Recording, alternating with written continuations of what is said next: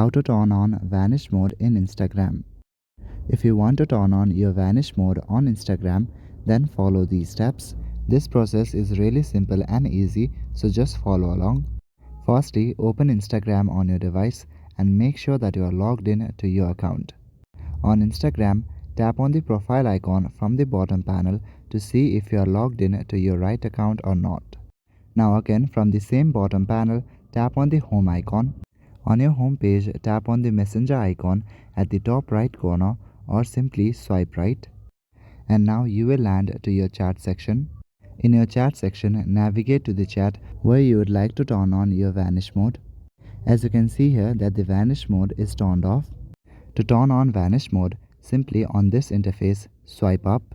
Then this kind of release to turn on Vanish mode option will appear. Do as instructed and your Vanish mode will be turned on.